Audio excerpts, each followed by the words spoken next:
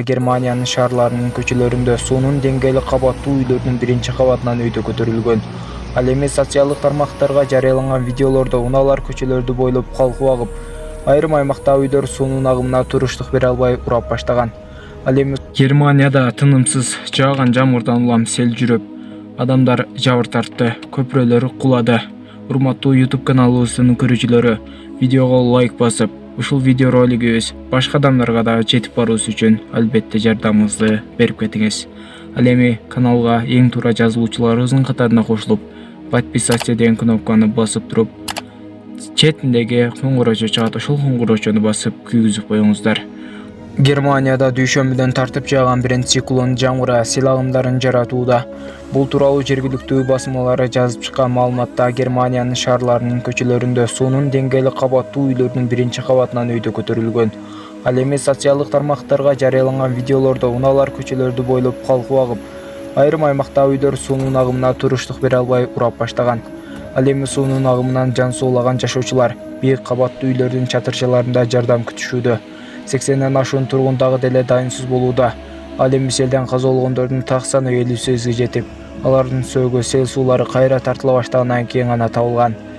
Бийлик эвакуация үчүн үйлөлүүчү кайыктарды жана тигучактарды колдонуп, Германиянын армиясы куткаруу иштерине жардам берүү үчүн 200 аскерин жардамга жөнөттү. Өлгөндөр, дайынсыз жоголгондор бар, көпчүлүгү дагы деле болсо коркунучта, деди Рейнланд-Пфальц федералдык штаттын премьер-министри Малуд Драйер аймактык парламентте. Биз буга чейин мындай кырсык болгонун көрө элекпиз. Бул чындыгында коркунучтуу, деди ал.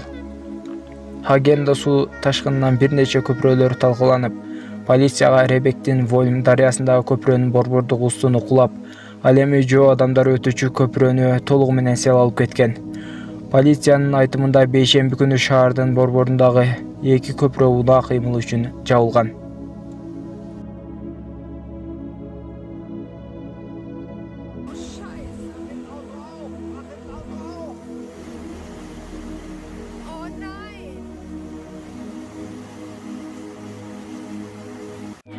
Бүткүл ааламдын ээси болгон Аллах Таала Германияга апаат жөнөттү деп ойлоймун. Германияга эмне үчүн жөнөттү деп ойлойсуздар? Германиянын эли да бузулгандыгы үчүн деп ойлоймун. Ал эми бир гана Германия эмес, бүткүл дүйнө жүзү. Дүйнө жүзүндө адамдардын пейили ушунчалык бузулду, сынаа ачык эле болуп калды. Сөгүнүп сагынмай адат болуп калды. Кайсыл жерге кирбегин, комментарийге кирсең бүт сөгүнүп сагынып жазгандар.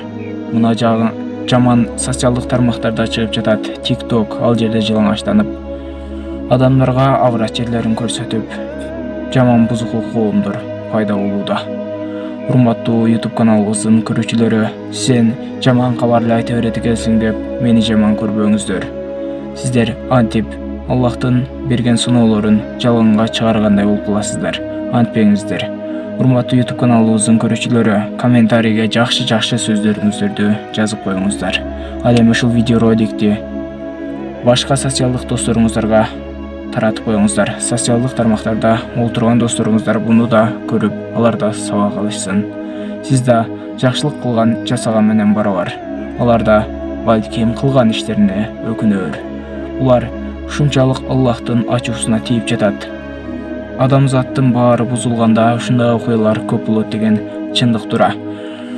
Эми сөзүмдү кыскартып видеону жыйынтыктаймын. Албетте сиздер ушул видеороликти башка социалдык тармактарга таратасыздар деп үмүттөнөмүн. Видеого дагы бир жолу суранып кетемин. Лайк басып коюңуздар. Кийинки көрсөтүүлөрүбүздөн амандашканча калыңыздар.